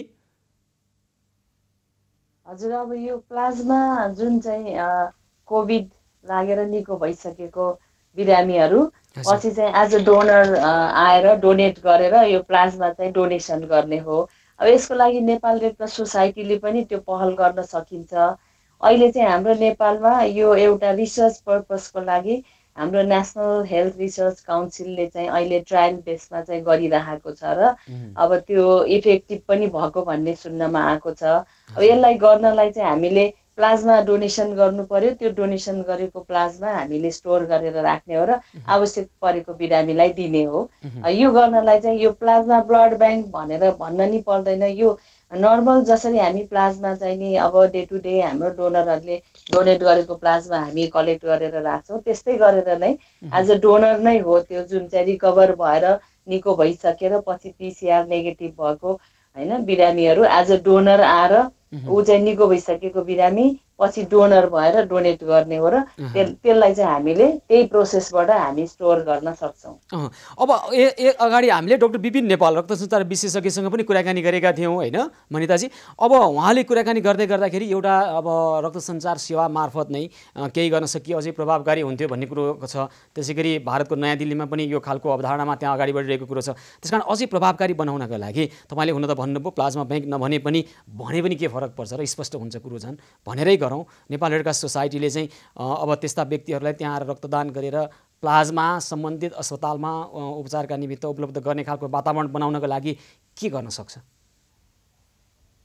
त्यसको लागि अब जस्तो नेपाल सरकारबाट नै एउटा पोलिसी होइन यसको लागि बनाएर एउटा चाहिँ अथराइजेसन भयो भने हामीले सबै देशभरि नै विभिन्न अब यो रक्त सञ्चार केन्द्रहरूमा पनि यो प्रोसेस हामीले अगाडि बढाउन सक्छौँ। त्यसको लागि हामीले केही प्रोटोकल एसओपी पनि डेभलप गरिसकेका छौँ र त्यो मन्त्रालयमा गएको छ र त्यहाँबाट जस्तो अहिले रक्त सञ्चार केन्द्रहरूको लागि हाम्रो अथराइजेसन दिने बडी भनेको national bureau for blood transfusion service र चाहिँ NPHL national public health laboratory हो फोकल एज अ फोकल होइन पोइन्ट हो। उहाँहरूबाट त्यस्तो निर्देशन आएर यो गर्ने र केही रिकर्डिङको कुराहरू यो चाहिँ रिपोर्टिङको कुराहरू पनि हुन्छ यसमा। पछि गएर चाहिँ डोनरलाई फलोअपको कुरा यो सबै कुरालाई हामीले चाहिँ नि एउटा चाहिँ नि होइन लिखित रूपमा राखेर त्यसलाई चाहिँ डकुमेन्ट गर्न सक्छौँ र यसको चाहिँ कस्तो रिजल्ट आयो त्यो रिजल्ट र होइन कसरी थेरापीबाट चाहिँ कस्तो इफेक्ट भएको छ पेसेन्टहरूलाई भनेर पनि रेकर्ड गर्न सक्छौँ। अहिले चाहिँ जसरी एउटा चाहिँ प्रक्रियामा आयो भने हामीले गर्न सक्छौँ। ठिक छ। अब अहिले चाहिँ जसरी त्यहाँ रक्त सञ्चार केन्द्र रक्त सञ्चार सेवाले जसरी अहिले रक्तदान गर्नेहरूको रगत ल्याएर जसरी सेवा गरिरहेको छ एक किसिमबाट पनि अहिले कोही व्यक्ति म चाहिँ कोरोना सङ्क्रमणबाट निको भएको व्यक्ति हुँ र प्लाज्माको ब्याङ्कको निमित्त अथवा प्लाज्माको उपचारका निमित्त योगदान गर्न चाहन्छु भने तपाईँहरूले अहिले रक्त लिन सक्नुहुन्छ कि लिन सक्नुहुन्न? एकदमै सकिन्छ। यो सकिन्छ त्यही भने यो प्रक्रिया एउटा चाहिँ अथराइजेसन अब अहिले पनि गरिसकेको छ नि। जस्तो नेसनल हेल्थ रिसर्च काउन्सिलले नै अहिले 12वटा यो जिल्लाहरूमा पनि अस्पतालहरूलाई अलरेडी निर्देशन दिइसक्नु भएको छ र त्यस्तै गरेर अहिले ग्रान्डे अस्पतालमा पनि यो कलेक्सन गरिसकेको छ र बिरामीहरूलाई यो ट्रान्सफ्युज पनि गरिसकेको छ। यो चाहिँ अहिले रिसर्च पर्पस तर त्यसको इम्प्लिकेसन कस्तो भयो इफेक्ट कस्तो भयो हुन्छ ल डाक्टर मनिता मलाई एउटा कुरा भन्दिनुहोस् अगाडि बढाउन सक्छ। अब तपाईँहरू कहाँ कोही व्यक्ति त्यसरी आउन चाहनुभयो भने कहाँ सम्पर्क गरेर आउने त्यस्तो सम्पर्क नम्बर केही छ? अब त्यो व्यक्तिहरू आउन चाह्यो भने अहिलेसम्म हामीलाई जानकारी भएको अनुसारले जस्तो शुक्रराज ट्रपिकल हस्पिटलमा डाक्टर अनुप बास्तोला हुनुहुन्छ। उहाँले जति पनि बिरामी गएको छ यो त सबै हस्पिटलमा कुन हस्पिटलमा त्यो कोभिड पेसेन्टहरू ट्रिट भएर निको भएर गएको छ त्यो रिकर्ड सिस्टम हुनु पर्यो र त्यो हस्पिटलहरूले नै त्यो डाटाबेसलाई चाहिँ नि विभिन्न रक्त सञ्चार केन्द्रहरूमा चाहिँ त्यो प्रोभाइड गरेर उहाँहरूको त्यो डाटा अनुसारले नै उहाँले नै यो फलोअप मेकानिजम के छ उहाँहरूलाई कलब्याक सिस्टमहरू के छ त्यो सबै मिलाएर अब हामीले डोनर त ट्रेस गर्नु पर्यो। अब त्यो ट्रेस गर्न रक्त सञ्चार केन्द्रमा त कुनै डाटाहरू छैन भने हस्पिटलमा हुन्छ ल यसो गरौँ न त अनुप बास्तोलाजीसँग पनि मेकानिजम डेभलप गर्न हामी कुराकानी गर्छौँ अनुप बास्तोलासँग पनि र हामी पनि यो अभियानमा तपाईँले भने जस्तै कोरोना सङ्क्रमित निको भएर घर गएकालाई फेरि पुनः जोड्ने हामी प्रयास गर्छौँ र तपाईँहरूले आफ्नो ढङ्गबाट नेपाल रेड क्रस सोसाइटीको केन्द्रीय रक्त सञ्चार सेवा मार्फत पनि प्लाज्मा ब्याङ्कको स्थापनाको लागि योगदान र प्रक्रिया सुरुवात भएको र अझै प्रभावकारी ढङ्गबाट यसलाई मूर्त रूपमा ल्याउनको लागि योगदानको अपेक्षा छ है त डाक्टर मनिता राजकर्णिकारजी? हस् हामी पुनः जोडिएर कुराकानी गर्नेछौँ है। हजुर मलाई सुनिरहनु भएको छ? हजुर धन्यवाद छ केन्द्रीय रक्त सञ्चार। हजुर ल अब थप हामीले के गर्नुपर्छ पछि पनि कुराकानी गरौँ र यसलाई मूर्त रूप दिने काम गरौँ है त?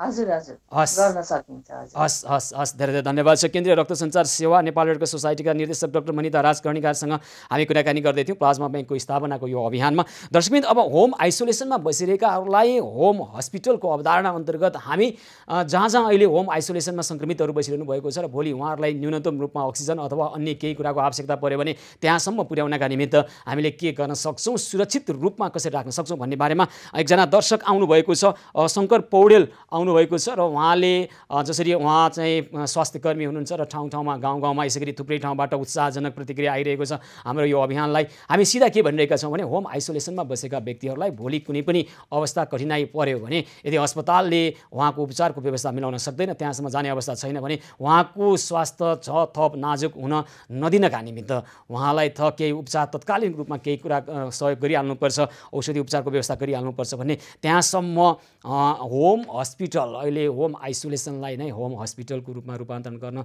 सकिन्छ भन्ने सम्बन्धमा हाम्रो अभियान सुरु भइसकेपछि विभिन्न ठाउँबाट विविध खालका प्रतिक्रियाहरू आइरहेका छन्। यसै सिलसिलामा शङ्कर पौडेल सम्पर्कमा आउनुभएको छ र उहाँको कुराकानी हामी सुन्ने प्रयास गरिरहेका छौँ।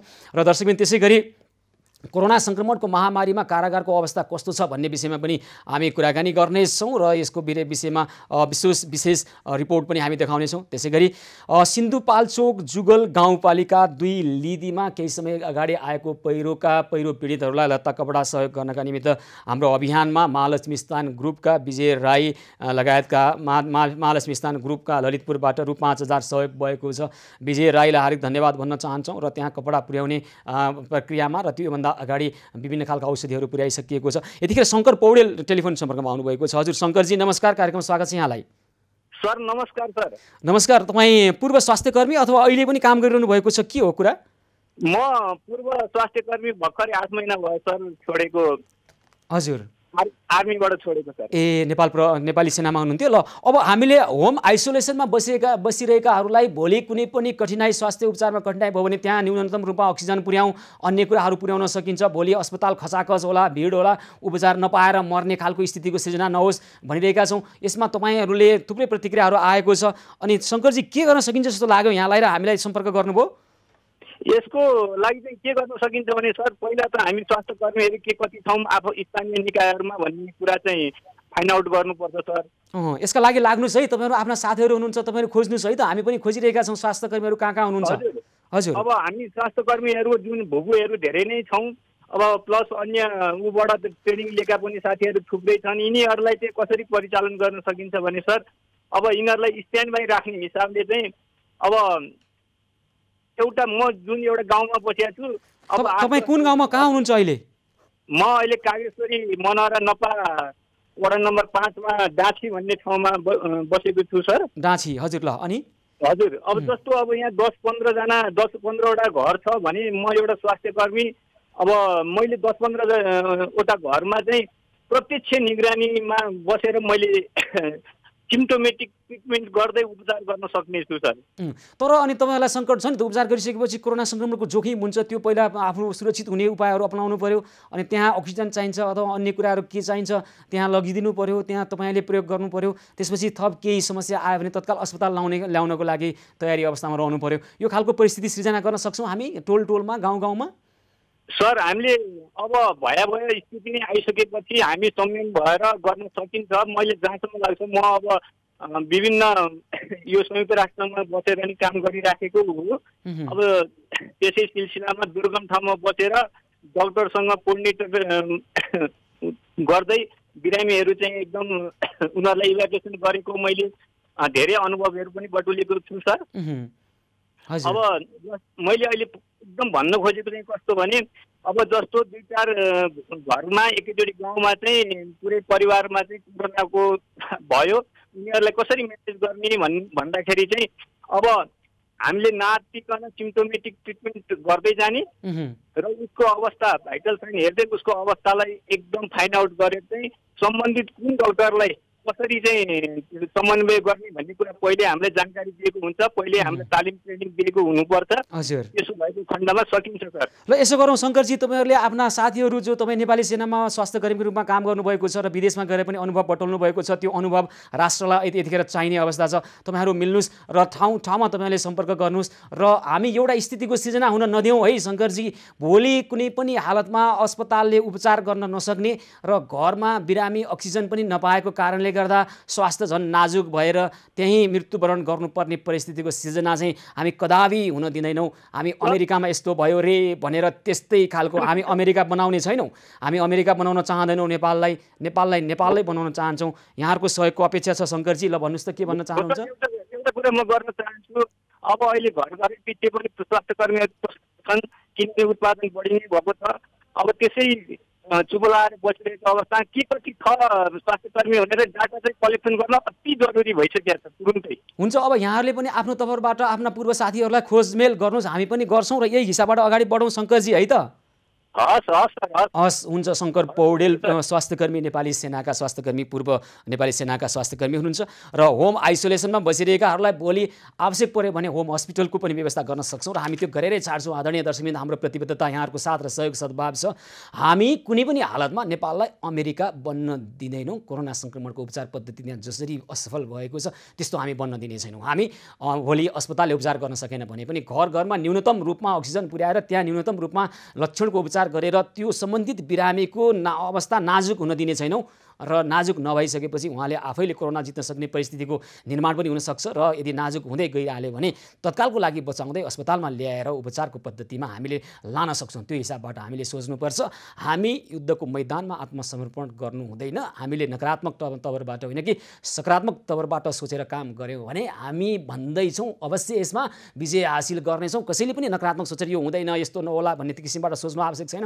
नेपाललाई हामी अमेरिका बन्न दिँदैनौँ। नेपाल नेपालै हो। पूर्वीय सभ्यताको संस्कार र संस्कृति अनुसार बाँचेको यो देश त्यसै गरी अगाडि बढ्नेछ र यसका लागि हामी सबै मिलेर लाग्नेछौँ। दर्शकवृन्द, अब बाजुरामा खाद्य सङ्कट भएको खबर हामीलाई प्राप्त भएको छ। त्यसमा खाद्य सङ्कटको अवस्थालाई न्यूनीकरण गर्नका निमित्त, निवारण गर्नका निमित्त खाद्य व्यवस्था तथा व्यापार कम्पनी लिमिटेडका प्रमुख कार्यकारी अधिकृत नेत्रप्रसाद सुवेदीसँग कुराकानी गर्नेछौँ। त्यसै गरी मोरङ रङ्गेली नगरपालिका 5 का आमगाछीको प्रहरीले त्यहाँका स्थानीय जनतालाई कुटपिट गरेको खबर हिजो प्राप्त भएको थियो। त्यहाँका डिएसपी मानबहादुर राईसँग हामी कुराकानी गर्नेछौँ र त्यसै गरी कोरोना सङ्क्रमणको महामारीमा कारागारको अवस्थाको बारेमा पनि कुराकानी गर्नेछौँ। सेवा सहयोग र सद्भावको 151औं दिनमा छौँ। यी समस्यालाई लिएर मात्र आउने छैनौँ, समस्या समाधानको पहल गरेर समस्या समाधान पनि गरेरै छाड्नेछौँ। कार्यक्रम निरन्तर जारी रहनेछ, हामीसँगै रहनुहोला।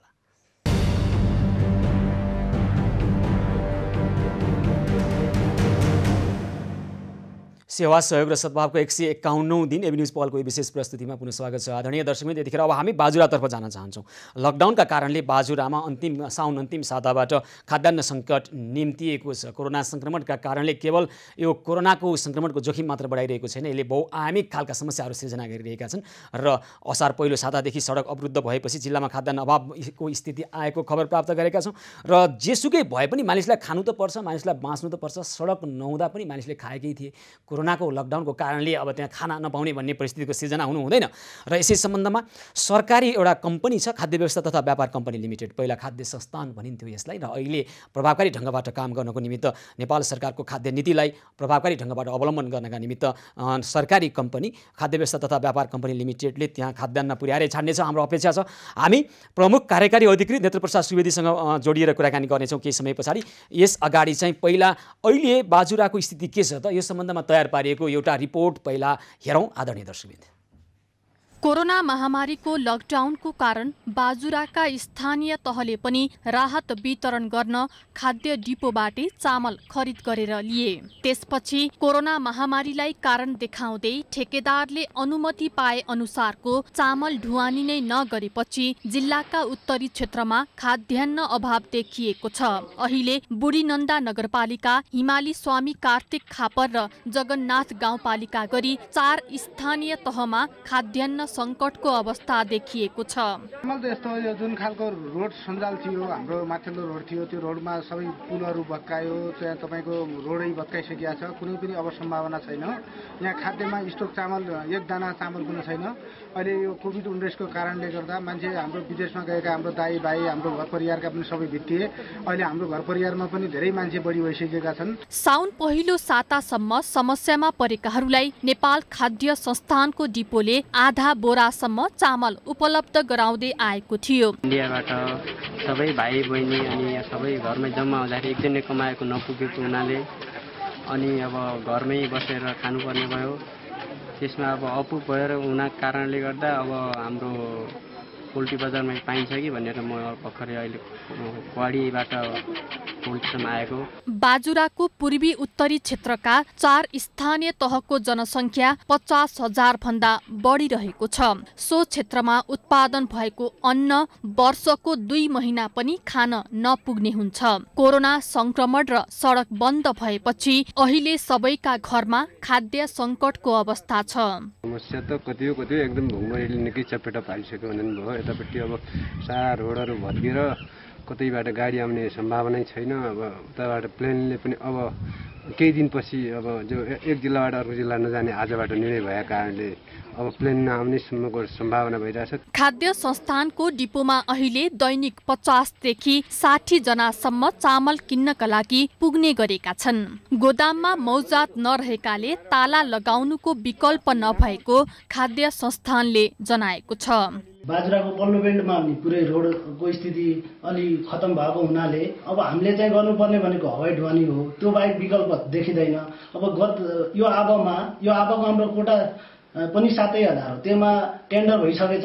अब त्यो टेन्डर भए पनि अब स्वीकृति भयो नि बाटोको कारणले भौगोलिक विकटताले गर्दा ढुवानी हुने अवस्था देखिँदैन। पुसदेखि फागुन महिनासम्म बढी मालिका नगरपालिका 7 र बुढी नन्दा नगरपालिका 9 को पोखरे लेकमा हिउँ परेपछि सवारी साधन रोकिँदा चामल ढुवानी पनि ठप्प भएको हो। त्यसपछि ठेकेदारले चामल ढुवानी गरेका छैनन्। एभिन्यूज खबरका लागि बाजुराबाट लक्ष्मीराज पाध्यायको रिपोर्ट। दर्शक बाजुराको यो खाद्य सङ्कटको अवस्थालाई निवारण गर्नका निमित्त खाद्य व्यवस्था तथा व्यापार कम्पनी लिमिटेडका प्रमुख कार्यकारी अधिकृत नेत्र प्रसाद सुवेदीसँग हामी जोडिएर कुराकानी गर्दैछौँ। नेत्र प्रसाद सुवेदी यतिखेर प्रत्यक्ष सम्पर्कमा आउनुभएको छ। हजुर नेत्रजी नमस्कार, कार्यक्रममा स्वागत छ यहाँलाई। नमस्कार। ल अब तपाईँहरू चाहिँ नेपाल सरकारको खाद्य नीतिलाई कार्यान्वयन गर्ने नेपाल सरकारको कम्पनी है, अब यतिखेर बाजुरामा चाहिँ खाद्यान्न अभाव भएको खबर आएको छ। त्यहाँसम्म खाद्यान्न पुर्याउनु पर्यो, नेत्रजी के गर्न सकिएला? हामीहरू केही दिन यतापट्टि यसको विकल्पहरू बारेमा विश्लेषण गरिरहेका छौँ। ढिला हुन नदिने गरी हामीलाई पनि सरकार छ है। त्यस कारणले अहिले मारतोडीमा अहिले तत्काल चाहिँ क्वालिटी एरियामा बढी समस्या देखियो। मैले त्यहाँको प्रमुख जिल्ला अधिकारीज्यू लगायत अरू मान्यज्यूहरूसँग पनि सम्पर्कमा रहेर कुरा गरिरहेको छु र तीनवटा विकल्प हामीले हेरिरहेका छौँ। एउटा चाहिँ अहिले मारतडीमा भएको केही खाद्यान्न क्वालिटी एरियामा पुर्याउने र तत्काललाई समाधान गर्ने। हजुर। दोस्रो विकल्प भनेको स्थल मार्गबाट, जस्तै अब आसामको कुनै एरियासम्म चाहिँ गाडीमै जान्छ, त्यसपछि खच्चरबाट चाहिँ ढुवानी गरेर पनि हामीले केही खाद्यान्न पुर्याउनु पर्ने देखिन्छ।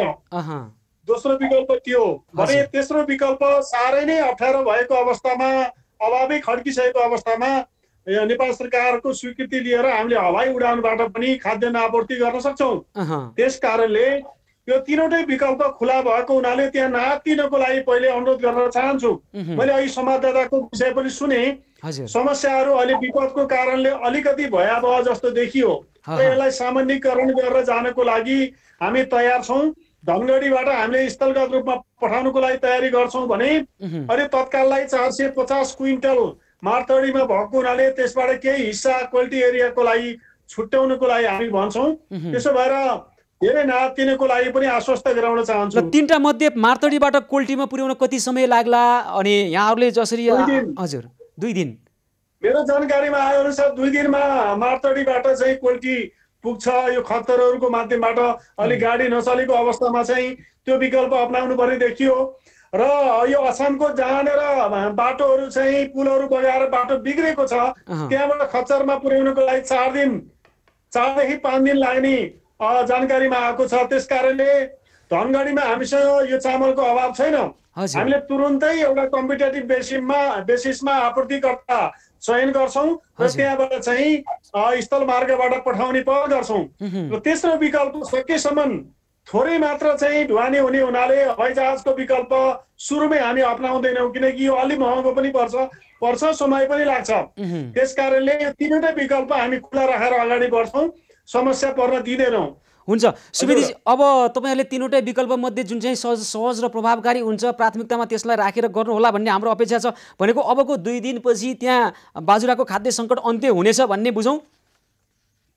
अब सुरुवात चाहिँ हुन्छ, हेर्नु सम्पूर्ण रूपमा चाहिँ अन्त्य नहुन सक्छ, किनभने यो त चाडबाडसम्म नै यो माग बढेर जाने विषय हो। आजको आजै त्यो समाधान हुने रोकिने भन्ने विषय नभएको हुनाले हामीले 2 महिनाको लागि छुट्टै एउटा स्ट्राटेजी बनाउँछौँ। विशेष भनौँ न विशेष परिस्थितिको माध्यमबाट हामी ढुवानी गर्छौँ भने सामान्य अवस्थामा ढुवानी गर्ने अब कुरा त छँदैछ। हामीले ठेकेदार चयन गर्ने लङ टर्ममा पठाउने कुरा छँदैछ। अहिले चाहिँ सक्दो छिटो यो 3वटा विकल्पहरूलाई चाहिँ हामीले काममा उतार्छौँ, व्यवहारमा उतार्छौँ। अनि त्यहाँको ठेकेदारले चाहिँ बाहनामा यतिखेर कोरोना संक्रमण बढ्यो अथवा त्यहाँ बाटो अवरुद्ध भयो भनेर अहिले ठेकेदारले ढुवानी अहिले बन्द गरिदिएको छ होइन? अनि उहाँहरूसँग समन्वय भइरहेको छ, त्यहाँ बुझ्नुभएको छ नेत्रजी यहाँहरूले? एकदमै सबैलाई हामीले जानकारीमा ल्याइसकेका छौँ। हाम्रो साथीहरू पनि ठाउँ ठाउँमा खटिरहनु भएको छ, अनुभवी साथीहरू। हामी यसलाई बिग्रन दिँदैनौँ। बरु चाहिँ अब सुरुमै भने जत्तिकै 1000-1500 नपुग्ला, क्रमशः त्यहाँ पुर्याएर हामीले चाहिँ अहिलेको समस्यालाई सामान्यीकरण गर्नतर्फ जान्छौँ। ल हुन्छ सुवेदीजी, तपाईँहरूले जुन पहल लिनुभएको छ र यसलाई प्रभावकारी ढङ्गबाट काम गरेर त्यहाँ बाजुराको खाद्य सङ्कटको यो अवस्थालाई निवारण गरौँ र यहाँलाई हामी धेरै धेरै धन्यवाद भन्न चाहन्छौँ। धेरै धन्यवाद यो इस्युको कभरेजको लागि। हस्, धेरै धेरै धन्यवाद छ। खाद्य व्यवस्था तथा व्यापार कम्पनी लिमिटेडका प्रमुख कार्यकारी अधिकृत नेत्रप्रसाद सुवेदी अहिले हामीसँग कुराकानी गर्दै हुनुहुन्थ्यो र बाजुराको खाद्य सङ्कटलाई निवारण गर्नका निमित्त उहाँहरूले पहल सुरु गरिसकेको र अबको 2 दिनभित्र समस्या समाधानका निमित्त समस्या समाधान हुने र यसलाई दीर्घकालीन रूपमा समस्या समाधानको लागि उहाँहरूले विकल्पहरू तयार पार्नुभएको रहेछ। त्यही अनुसार अगाडि बढ्ने हामीलाई जनाउनु भएको छ। दर्शकबिन, हिजो हामीलाई एउटा खबर आएको थियो मोरङको रङ्गेलीबाट। मोरङको रङ्गेली वडा नम्बर 5, रङ्गेली नगरपालिका वडा नम्बर 5 को आम गाछीका प्रहरीले त्यहाँका स्थानीयलाई कुटपिट गरेको खबर प्राप्त भइसकेपछि हामीले रङ्गेली नगरपालिका वडा नम्बर 5 का वडा अध्यक्ष महानन्द मण्डलसँग पनि कुराकानी गरेका थियौँ। उहाँहरूले पनि प्रहरीले समन्वय नगरेर प्रहरीले त्यहाँ स्थानीयलाई कुटपिट गरेको कुरा बताउनु भएको थियो। आज हामीले आम गाँसीको प्रहरी कार्यालयका डिएसपी मानबहादुर राईसँग कुराकानी गर्दैछौँ। त्यो अवस्थाको सृजना कसरी भयो र त्यहाँ कोरोना सङ्क्रमणको जोखिमलाई न्यूनीकरण गर्ने नाममा मानिसहरूलाई जसरी लाठी प्रहार गरिएको छ, प्रहरीलाई यो अधिकार कसले दिएछ, मानिस पिट्दै हिँड्ने अधिकार कसले दिएछ, यो सोध्ने प्रयास गरिरहेका छौँ। डिएसपी मानबहादुर राई हामीसँग प्रत्यक्ष सम्पर्कमा आउनुभएको छ। हामी उहाँसँग कुराकानी गर्छौँ। हिजो 24 जना कुटिएको कुरा छ। डिएसपी मानबहादुर राईसँग अघि हामीले कुराकानी गरेका थियौँ अप्रत्यक्ष रूपमा, अनौपचारिक रूपमा, र उहाँले म यो बारेमा जवाफ दिन्छु, म काम कारबाही अगाडि बढाइसकेको छु सम्बन्धित दोषीलाई भन्नुभएको थियो। अहिले उहाँको टेलिफोन उठिरहेको छैन। मानबहादुरजी, कृपया टेलिफोन उठाउनुहोस्, तपाईँले यसको जवाफ दिनुपर्छ। तपाईँमाथि आरोप आएको छ, तपाईँ त्यहाँ प्रहरी नेतृत्वमा रहँदै गर्दा प्रहरीबाट मानिसहरू दुर्व्यवहार खेप्दै गर्दा र त्यहाँ 24-25 जना मानिसहरू कुटिनु भएको छ, तपाईँको प्रहरीबाट पिटिनु भएको छ। यो खालको परिस्थितिको सिर्जना तपाईँले गर्न दिनु हुँदैन थियो। तपाईँको कार्यक्षमतामाथि अहिले प्रश्न चिन्ह उब्जिएको छ राष्ट्रिय अन्तर्राष्ट्रिय रूपमा। र जसरी कोरोना सङ्क्रमणको जोखिमलाई न्यूनीकरण गर्नका निमित्त प्रहरीले खेलेको भूमिकाप्रति हामी उहाँहरूलाई धेरै धन्यवाद भन्न चाहन्छौँ। र केही ठाउँमा भएका गल्तीले समग्र प्रहरी सङ्गठनको छवि बिग्रन सक्छ, त्यसकारण तपाईँ जवाफदेही हुनुपर्छ। अघि हामीले अनौपचारिक रूपमा तपाईँसँग कुराकानी गर्दा तपाईँ आउँछु भन्नुभएको थियो, अहिले आइरहनु भएको छैन। हामी यसको पनि जवाफ माग्छौँ। डिएसपी मानबहादुर राई आमगाछी प्रहरीका उहाँ हुनुहुन्छ, मोरङ रङ्गेली नगरपालिका वडा नम्बर 5। उहाँहरूले त्यहाँका स्थानीयलाई पिट्नु भएको छ, कुट्नु भएको छ, लाठी प्रहार गर्नुभएको छ। वडा अध्यक्षले नै प्रहरीलाई आरोप लगाइसकेको स्थिति छ। हामी उहाँसँग कुराकानी गर्ने प्रयास गरिरहेका छौँ। उहाँलाई टेलिफोन लगाइरहौँ, हामी यो विषय छोड्ने छैनौँ। डिएसपी मानबहादुर राईलाई छोड्ने छैनौँ, प्रश्न गरिराख्नेछौँ। उहाँलाई जवाफदेहिता र उत्तरदायित्व वहनका लागि हामी प्रयास गरिरहनेछौँ। अहिले कोरोना सङ्क्रमणको महामारीमा कारागारको अवस्था कस्तो छ यो बारेमा बुझ्ने प्रयास गरिरहेका छौँ। पहिला हामी कोरोना सङ्क्रमणको महामारीमा अहिले कारागारको स्थिति के होला, तपाईँ हामी सबैलाई चासोको विषय हुनसक्छ। अझ कैदीबन्दीहरूका परिवारलाई त त्यहाँभित्रको अवस्था र अहिलेको परिस्थिति के होला भन्ने झन् चासो हुनसक्छ। यसै विषयमा तयार पारेको एउटा सानो रिपोर्ट बजाउँछौँ र त्यसपछि हामी केन्द्रीय कारागार काठमाडौँका जेलर लक्ष्मीप्रसाद बास्कोटासँग भएको कुराकानी पनि हाम्रा दर्शकहरूलाई देखाउनेछौँ। हेरौँ एउटा सानो रिपोर्ट हेरौँ। कोरोना सङ्क्रमणको महामारीमा कारागारको अवस्था कस्तो छ त हेरौँ यो रिपोर्ट। यतिखेर लाखौं मानिस विभिन्न अभियोगमा जेलमा कैदी जीवन बिताइराखेका छन्। तर नेपालका विभिन्न जेलको अध्ययन गर्ने हो भने अधिकांश जेलमा जेलको क्षमता भन्दा बढी कैदी कोचेर राखेको विभिन्न अध्ययनहरूले देखाएका छन्। विक्रम सम्वत 2007 सालतिर निर्माण भएको केन्द्रीय कारागार सुन्धारामा जम्मा 1200 कैदी बन्दी राख्न सक्ने क्षमता छ। तर अहिले केन्द्रीय कारागारमा 3146 जना व्यक्तिलाई कैदी बन्दीको रूपमा थुनेर राखिएको अध्ययनले देखाउँछ।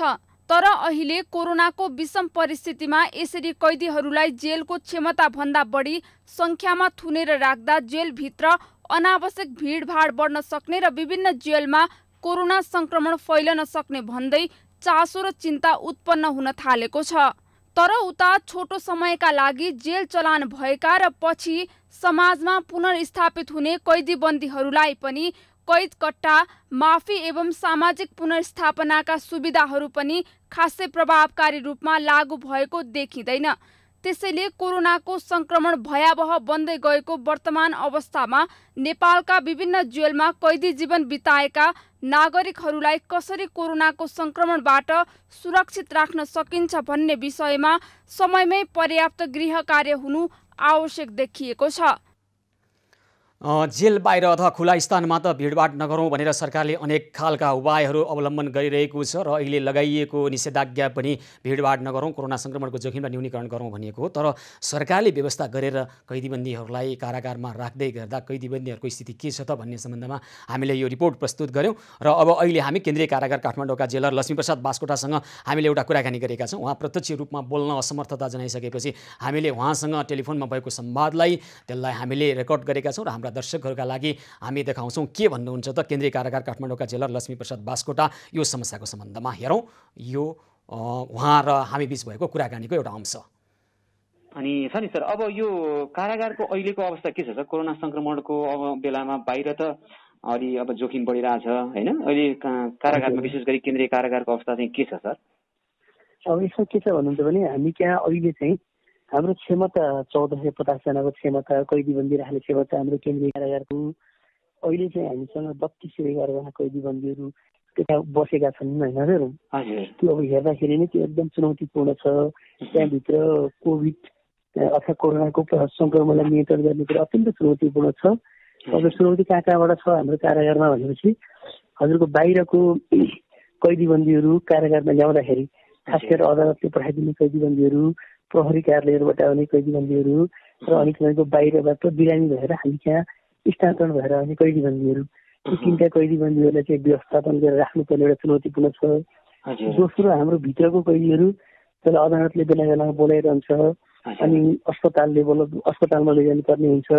त्यस्ता खालको कैदीबन्दीहरूलाई लैजाँदा ल्याउँदाखेरिको पनि चुनौतीपूर्ण छ। अर्को चाहिँ हामी कर्मचारी र सुरक्षा गर्ने जो अब कैदीबन्दीसँग टच हुन्छ अनि उहाँहरूको पनि अब मोबिलिटी त हुन्छ, उहाँ पनि घर जानुहुन्छ आउनुहुन्छ अथवा हजुरको यताबाट आवतजात त हुन्छ। त्यसले गर्दा सुरक्षाकर्मीहरू पनि आवतजात हुने भएको भएर त्यो तिनवटा हामी यहाँ कोभिडको संक्रमणको मुख्य चुनौतीहरू छन्। अब यो चुनौतीको सामना गर्नलाई चाहिँ हामीले कारागारभित्र खास गरेर अब हजुर के गरिरहेका छौँ भनेपछि बाहिरबाट आउने कैदीबन्दीहरूलाई चाहिँ हामीले छुट्टै ठाउँमा कारागारको बन्दीगृहभन्दा बाहिरपट्टि त्यहाँ हामीले क्वारेन्टाइन बनाएका छौँ। करिबन 80 क्षमताको क्वारेन्टाइन छ हामीसँग। अब जो अस्पतालबाट अदालतबाट आउनुहुन्छ, जो अन्य जेलरबाट स्थानान्तरण भएर आउनुहुन्छ उहाँहरूलाई चाहिँ हामीले त्यो क्वारेन्टाइनमा व्यवस्था गर्छौँ। अहिले कतिजना क्वारेन्टाइनमा बसिरहेका छन् सर? अनि आज चाहिँ हामीसँग क्वारेन्टाइनमा 48 जना छन्। 48 जना छन्। अनि अब भिडभाड त भित्र भिडभाडै होला, कोही पनि संक्रमित भयो भने कोरोना संक्रमणको जोखिम त झन् सबैलाई सर्ने जोखिम त छँदैछ है। त्यही त हाम्रो कस्तो छ भन्नुहुन्छ भने अब त्यो भित्र जान नै नदिने हाम्रो पहिलो प्रयास हो। अब यसरी बाहिरबाट आएकोलाई हामीले क्वारेन्टाइनमा राखेर निश्चित अवधि राखेपछि चेक जाँच गर्छौँ। पिसिआर टेस्ट गरेर रिपोर्ट नेगेटिभ आयो भने अनि हामीले उहाँहरूलाई भित्र पठाउने गरिरहेको छ। नम्बर 1। नम्बर 2 भित्रपट्टि कहिले त्यो बन्दीगृहभित्र पनि हामीले के गरिरहेको छौँ भन्दा हामी त्यहाँ विभिन्न खालका बिरामीहरू छन्, धेरै बिरामी छन्। ती बिरामीहरूलाई छुट्टै राख्ने व्यवस्था गरेको छ। त्यो बिरामीहरूलाई सङ्क्रमण नहोस् भनेर भित्र पनि अर्को आइसोलेसन जस्तो अथवा सेपरेट ठाउँहरू, सेपरेट टोयलेट अनि सेपरेट ठाउँ हामीले बनाएका छौँ। त्यो अब त्यसको चाहिँ कसैलाई देखियो भने चाहिँ के गर्ने भन्ने सम्बन्धमा हाम्रो यहाँ केन्द्रीय कारागार अस्पताल छ। केन्द्रीय कारागार अस्पतालमा हामीले 15 शैय्याको आइसोलेसन बनाएका छौँ। भोलि कोहीलाई देखिहाल्यो भने हामी त्यहाँ म्यानेज गर्ने भन्ने गरेका छौँ। देखियो भने चाहिँ तिनीहरू अलिकति बिरामी भयो भने हामी बाहिर अस्पताल लान्छौँ। त्यहाँभित्र पनि छ त हाम्रो हस्पिटल छ। र हाम्रो हस्पिटलको समस्या चाहिँ के छ भनेपछि हामी त्यहाँ आइसोलेसन छैन, भेन्टिलेटर छैन होइन। सघन खालको उपचार गर्नु पर्यो भने हामीले बाहिर लानुपर्ने हुन्छ। अब सामान्य खालको अलिअलि लक्षण देखिएको र सघन खालको उपचार गर्नुपर्ने होइन भने चाहिँ हाम्रो अस्पतालमा 15 जनासम्मलाई राख्न सकिन्छ। अब त्यो सङ्ख्या बढ्यो भने फेरि बाहिर लानु पर्यो। त्यसले गर्दाखेरि अलिकति क्षमता धेरै छ, मान्छे धेरै छन्, सङ्क्रमण धेरै रूपमा फैलियो भने त्यसलाई म्यानेज गर्न अलिकति हामीले मेहनत गर्नुपर्छ होइन। एक दुईजनालाई छुटफुट देखियो भने त हामीले म्यानेज पनि गरिरहेको समस्या भएन। सर्वोच्च अदालतको फैसला त्यसै गरी मुलुकी अपराध संहिता ऐन 2074 पनि गरिएका व्यवस्थाहरू जसले गर्दाखेरि चाहिँ केही व्यक्तिहरू चालचलन सुधारेर परिवार र समाजमा पुनर्स्थापित हुने अनि कानुन त पाउने सामाजिक पुनर्स्थापना कैदकट्टा माफी बिनाका सुविधाहरू कार्यान्वयन भएको छैन भन्ने कुरा आइराखेको छ। यो कार्यान्वयनका निमित्त सम्बन्धित निकायबाट यहाँहरूसँग पत्रचार भएको त्यो अवस्था केही छ?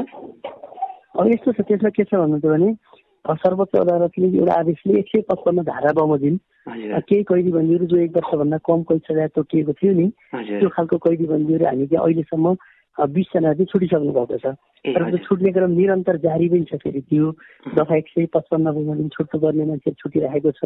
अनि हामीले कोरोना आइसकेपछि पनि एकचोटि हजुरको गणतन्त्र दिवसको उपलक्ष्यमा जेठको 15 गते केही कैदीबन्दीहरू छोड्यौँ।